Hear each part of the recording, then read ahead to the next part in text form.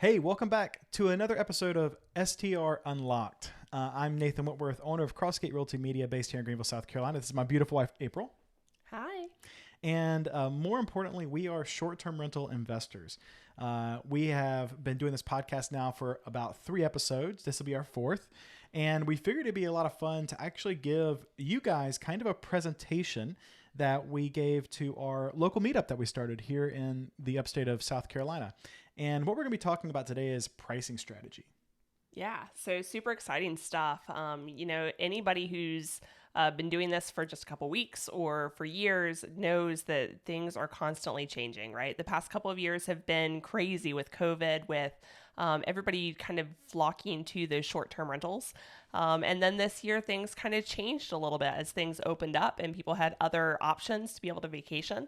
And so we had to change our strategy, much like you guys probably had to as well. So we're kind of sharing what worked for us these past few months, what we're going to continue to work on in hopes that maybe this will help you as well. Now, a couple disclaimers before we start. This is kind of assuming that everything else on your rental is set up, right? So in your Vrbo, in your Airbnb platforms, all of your photos are great. Your description is good. Your reviews are great. That your communication with guests is really well done. So there are some things that we're kind of assuming as we go into this. If you don't have those pieces in place, certainly take a look at those as well. But this hopefully will help those that have been doing this for a little while and are looking to maximize that revenue.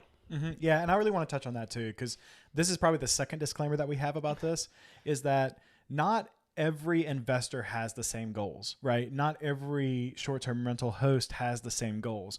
You could very much be somebody who's like, hey, I'm just wanting to make more money than I would in my long-term rental, but I'm still not wanting to invest a whole lot of time.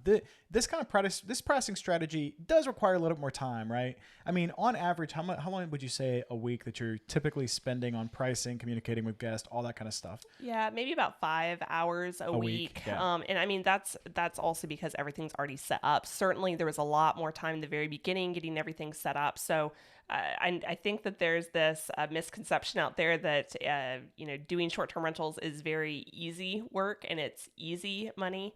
It's not easy. There is work. You can't just throw it up. You might have been able to in years past. You could have 2 years ago. Yeah. You might have been able to in years past, but now it's not. It's not the case. So know that there is going to be a little bit of work initially getting things set up, which hopefully everybody already knows.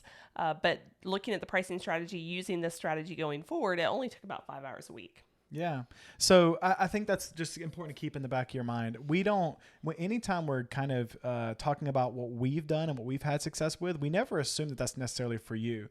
What we found here to work for us, is allowing us to make a lot more money. If you're in the position where, at this point, this is the end of July, if you kind of went through summer and you're not happy with your occupancy rates, if you went through summer and you're not happy with your ADR, if you went through summer and you were hoping to be able to make more money and you weren't able to, and you had, like April said, all the other stuff locked in, then this is definitely something that you should spend the next 20 minutes and let us take you through the pricing strategy that we figured out. I want to tell you a little story and then we're going to get into this really fast. We closed in December. We started in December. We were able to really benefit off of the first couple of weeks of our vacation rental because of the holidays. We had people coming in and using our vacation rental for the holidays.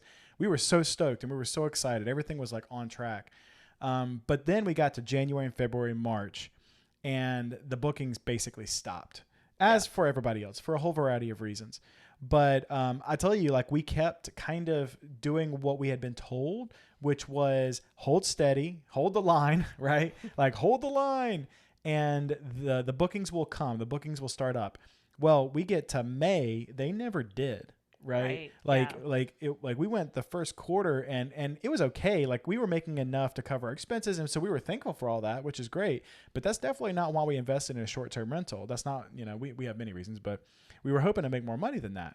So we called up our friend, Chris, and he's an acquaintance, another investor who's in one of our neighborhoods. And we said, dude, what are you doing? Cause he is crushing it. He's doing really He was well. crushing it. And he gave us this advice and we implemented it and our short-term rental took off. And so we are firm believers, again, like we said earlier, all that stuff has got to be locked in. The listing's got to be right. The photo's got to be right. Your photo order's got to be right. Everything's got to be locked in. But it truly is. Price is like the biggest lever that you have to pull in order to get your place booked.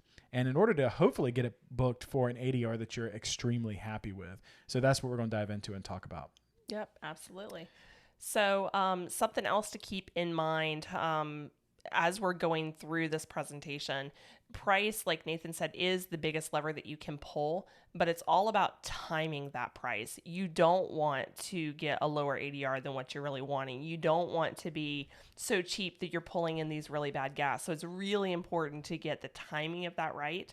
And that's also what we're going through here. So first and foremost, you really need to understand who your ideal guest is. Who's our ideal guest? So it's probably families that are getting together. So grandma with kids that are coming in and their families. We have a 5-bedroom cabin in Gatlinburg, and so there's a lot of families that meet in the middle. They go out to Dollywood, they go and have fun, and then they come back to our cabin at the end of the day to relax. So that's probably our ideal guest. Most of them are booking about 10 or 12 weeks in advance. But do you remember those guests that we were getting in like April and May, the ones that were booking last minute? Yeah, it was nuts because in the beginning, we were constantly told, hey, your guests should be booking about 4 to 6 weeks was what we were told for our size of a property. They should be booking about 4 to 6 weeks in advance. And we were getting bookings the day of. Hours before check-in. It was hours before check-in. We were stressed. It was rough. And we'll kind of come back to that, but we figured out the reason why that's happening is because we had it set up in the platforms that as time marched on and we got closer and closer to that date, if the date was available, they were reducing the rates so much that it was a steal that people were excited, like they were pumped to get into that property for that price. And so it was booking last minute because of that, but we'll get into that again when we get there. All right, so first and foremost, everybody is not your customer. Contrary to popular belief, if you've just started your short-term rental and you're really wanting to get people in there to make that money, because I'm sure that you've just spent a lot of money on furnishings and getting the cabin closed or the house closed, your first thought after you get it live is how many people can I get in there as quickly as possible because I need to recoup that cost, right? But not everybody is your customer. So you need to use a little bit of restraint. You don't want those last minute booking guests. You don't want those guests that are searching for those cheap properties that are priced so low that, it's cheaper than staying in a hotel in the area. Those guests are not going to be guests that you want to have in your home because they're probably going to cause some damage. They're going to complain. They're probably going to leave you a bad review. Not everybody. That's not to say that everybody's going to do that, but the likelihood is probably higher with those last minute guests. So it's really important for you to identify who you want to stay in your house and identify how far out they actually book. So that's our very first thing that we're looking at figuring out is knowing what your booking lead times are for that ideal guest. And this is something that you're going to have to play with, right? You're going to have to figure out, all right, is somebody going to be coming in and booking 4 weeks in advance, 6 weeks in advance, 10 weeks in advance, a year in advance? It might happen. I don't know. Somebody has something out there that their ideal guest is booking a year in advance. So really knowing what your booking lead times are is very important. Even if other people in the area are telling you what theirs are, it's not necessarily yours. So it's really important that you know what it is for you and your property. The second thing to know is what your seasonality is for your market for your ideal guest. So this is really, really important because during those slow times, you're going to have to be more aggressive. So in Gatlinburg and Pigeon Forge, September, we've heard is a very, very slow month, as is January and February. So as we're going into those months, we need to make sure that we're very aggressive about getting bookings in well in advance of those months to make sure that we are going to reach that occupancy that we're looking for and that ADR and the overall revenue for that particular month. All right, so once you know who your ideal guest is and when they are booking, the next thing is to kind of study your competition. So the overall theme here is to figure out what your guest is seeing when they go into these platforms. So whether it's Airbnb or Vrbo, log into the platform as a guest and just take a look at what they're seeing. So what other properties in the area that sleep the same number of people, what amenities do they have? What's their pricing? What are the fees that they're charging? This is called the enemy method. The short-term rental, long-term wealth book by Avery Carl kind of goes into this. But it's really a way to easily see what is working for other people and what the guests are seeing as they're going in and trying to find a property to book.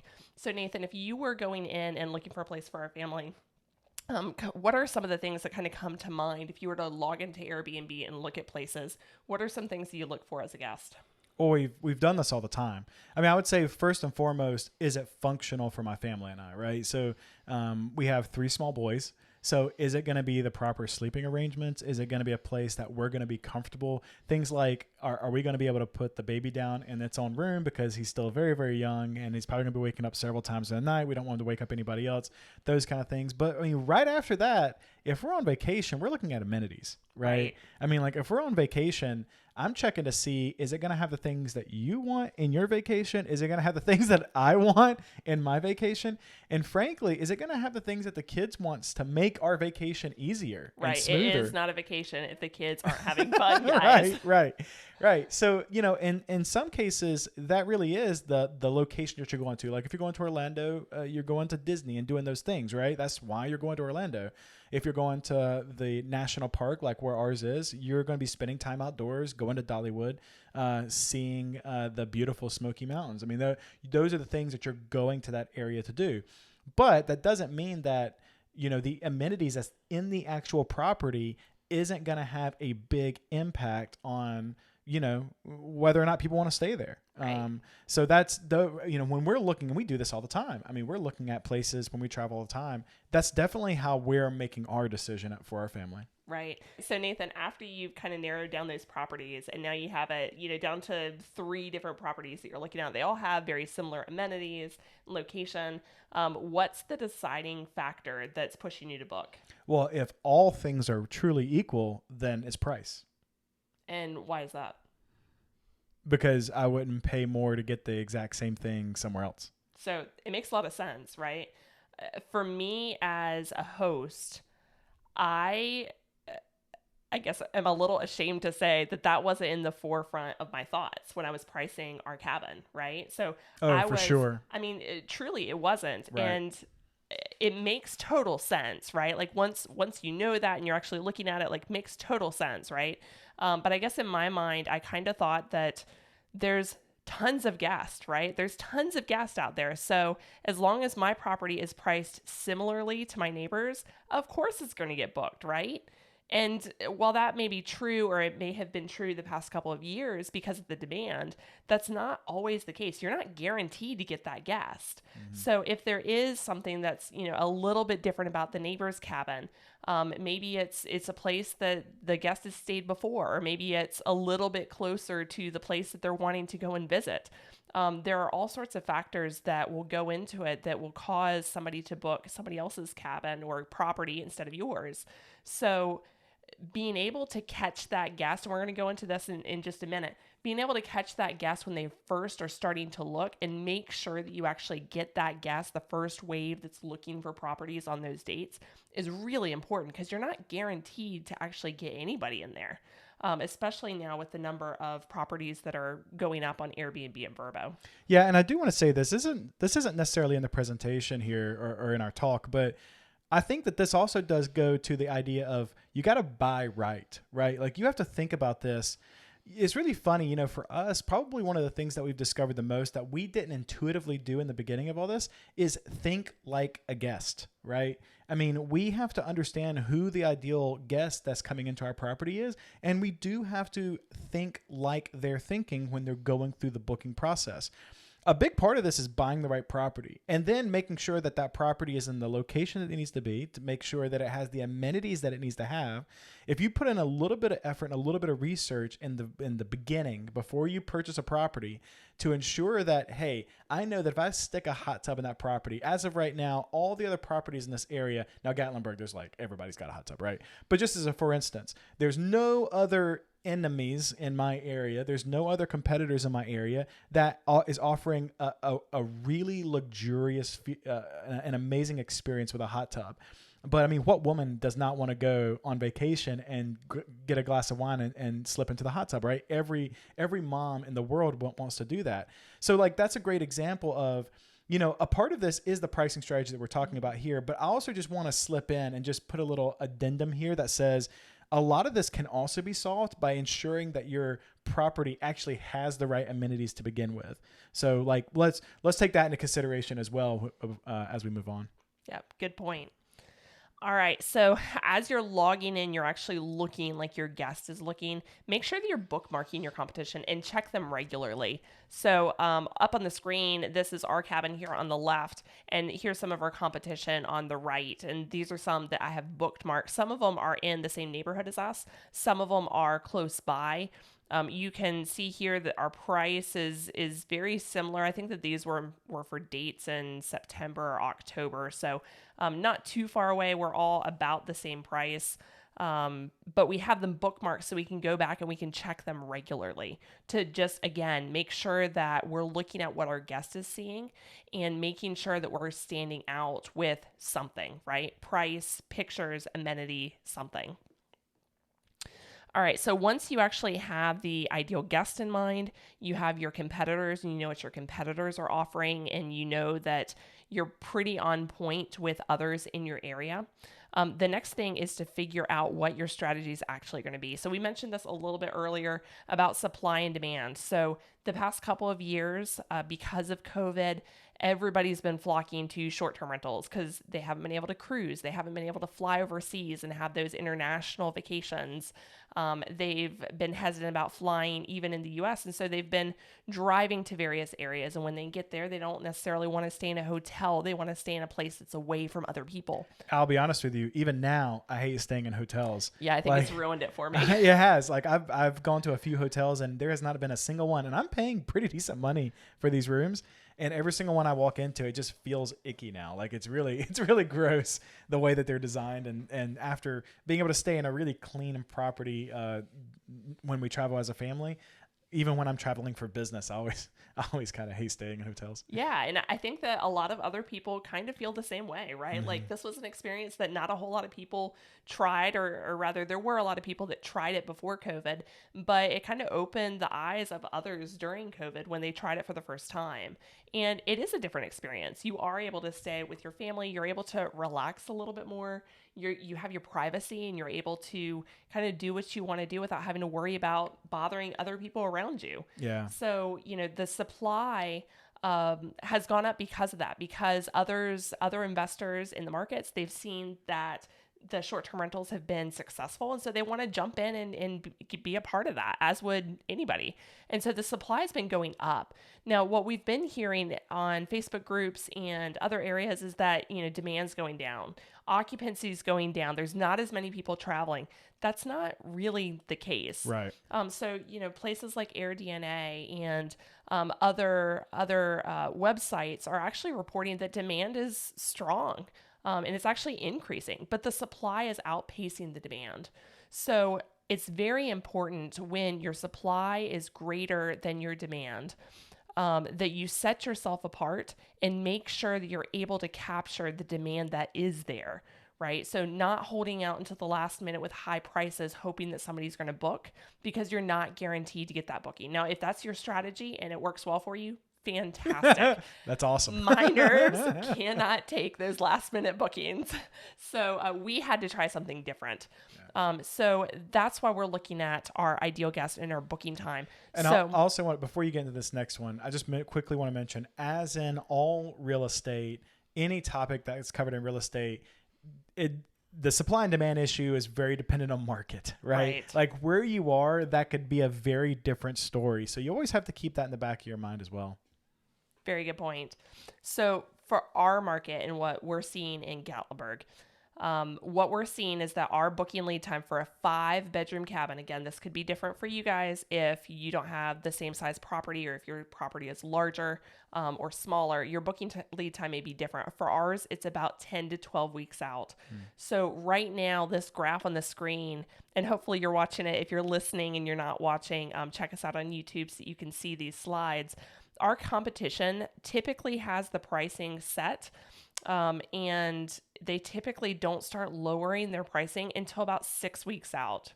So a lot of our competition see that they haven't booked, and then they start gradually lowering their pricing starting at 6 weeks until they're able to get those bookings. Now, we tried this for a long time. We started in January, and we'll show you in just a minute. Even our May, our June, our July booking times were 4 weeks, 2 weeks, 4 hours. I mean, it kind of went all over the place. So this wasn't working for us. So rather than starting to lower our price at the 6-week mark, instead we did something like this.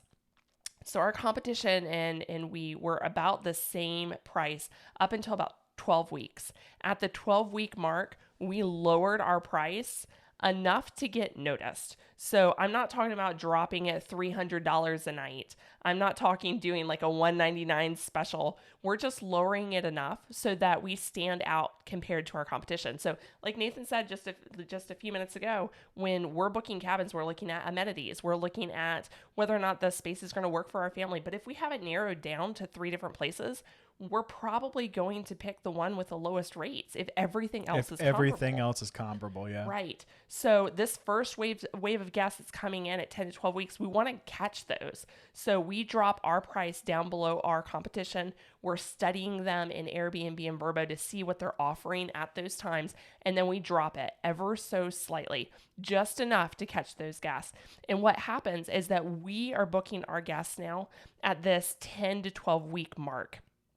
If we keep going along this curve, our competition, because they're still high and they're not dropping that price until about the 6-week mark, they're not catching their guests until about 4 weeks, 3 weeks, 2 weeks out. And if you look at the graph, at that point, they're actually approaching an ADR that's lower than what we achieved for those same guests at 10 to 12 weeks out. So even though we lowered our price at the very beginning, and it looked like we were going to lose money, we're actually gaining money because we caught those guests before our competition did. Yeah, and that's why this strategy really kind of took a little bit for us to wrap our minds around it, because we're sitting there going, I don't want to lower my price because I don't want to make less money. Right. But what we didn't realize is if we're strategically lowering the price to just be slightly under the competition that we have, then that means that we're catching that first wave of guests when they book, right? Right. We're catching the people. So let's just to throw an average number out there. Let's say that instead of booking at an ADR of $700, which is what we wanted to do for that night, we just lowered it slightly. Instead of $700, we lowered it to $685, right? And we caught the guests at $685. I am super happy with $685 because if I had let that gone another 3 weeks, another 4 weeks, if we had gotten 2 weeks ahead of the booking, then what we did catch for $685 might have actually turned into $415, right? And we're making a lot less money by that point. And again, what's happening is we're not catching the first wave of guests when they book. We might have even missed the second wave of guests when they were coming through and they were making their bookings for that date. And so because time was marching on and our software kept lowering the price to try to get our place booked, then we ended up not booking until that 3rd or 4th or 5th round of guests. And they were like, okay, so this is basically what I have left. And at this price, I'm happy to pay what this is, right? It really is about catching the first wave of guests when they book. That is incredibly important. And that's the fulcrum that this whole strategy rests on. Right. So this has been super successful for us.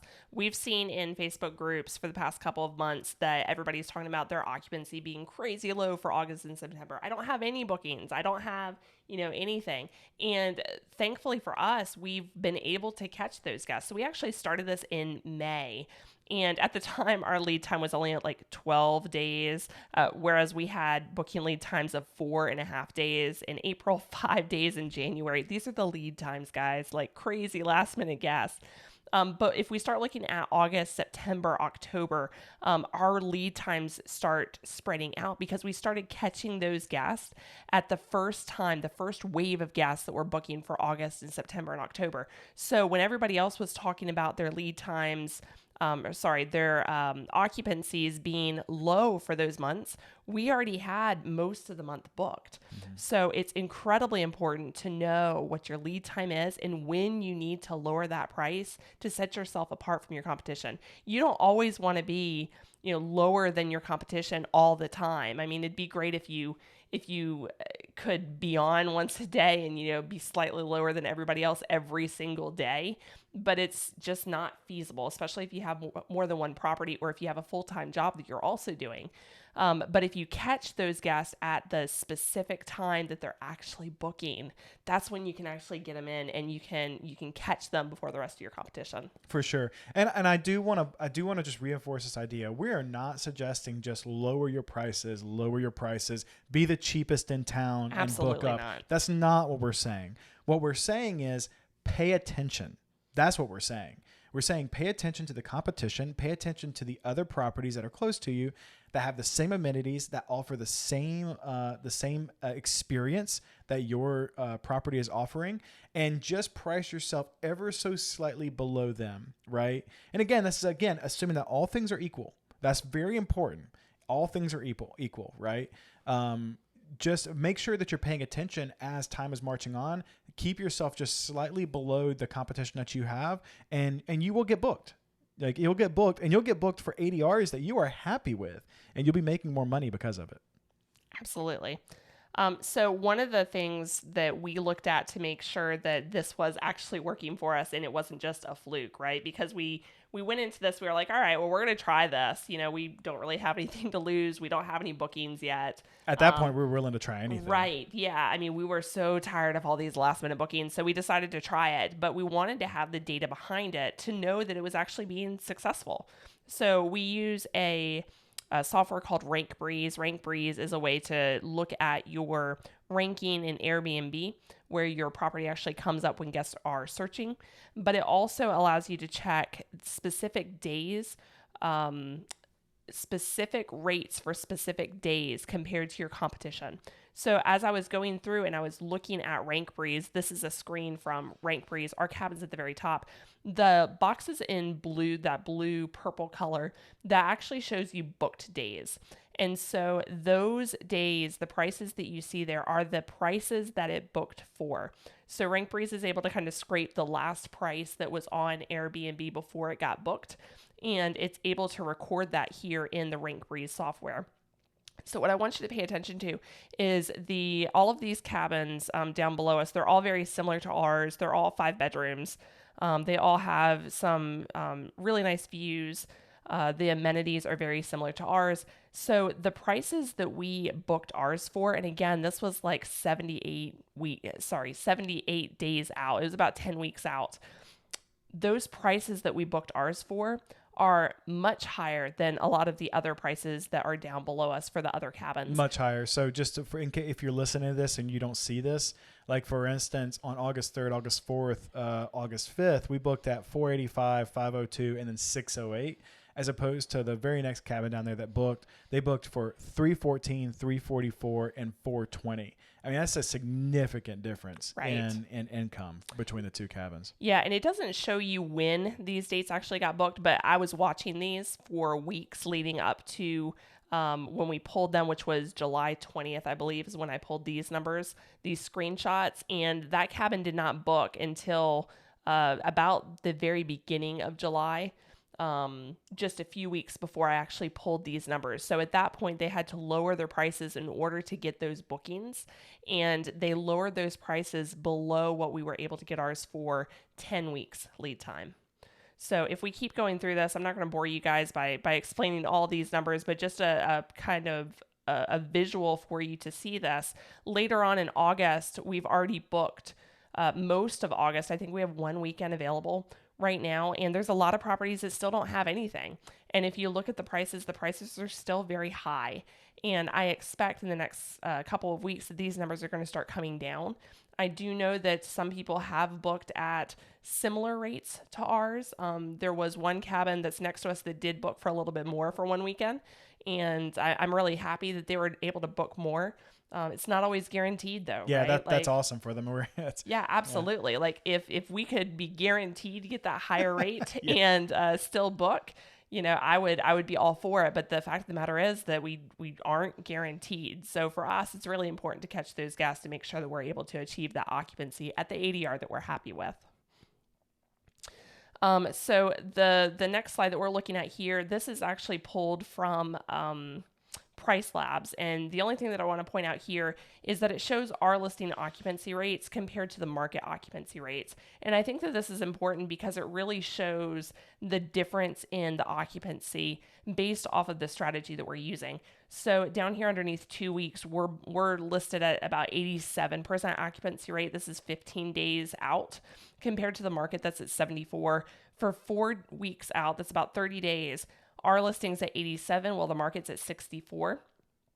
And then the 60 days out, this is 8 weeks, we're at 70, while the rest of the market's at 46. So we still expect these numbers to go up. We still have a couple weekends in each month that are still available that hopefully will get booked up. But already our occupancy is significantly higher than the rest of our competition. Yeah, so hopefully that information is helpful to you. We certainly have seen success ourselves because of it. And again, like Nathan said, it's not going to be for everybody. Each market's different, each property is different, and the goals of each investor is different as well. Mm-hmm. So you really have to find what works for you. And there's a lot of trial and error there, right? But there's also a lot of people who have done this before. And I think that it's really important to learn from others that have kind of walked in those areas before, so that you're not having to figure out everything by yourself, because there are other resources that you can use in order to implement things that could work better for you and your property. So hopefully this information is helpful for you. Hopefully you're able to pull some information from it that can help you in your success as a short-term rental investor and host. And we're going to be sharing more information like this in upcoming podcasts. Episodes, especially pulling in other guests and learning from them as well. We're super excited about some of the upcoming guests that we have, and we're excited to be sharing that information with you. Yeah, guys, if you haven't subscribed yet, please do so. And hopefully this was helpful for you. We will see you next time.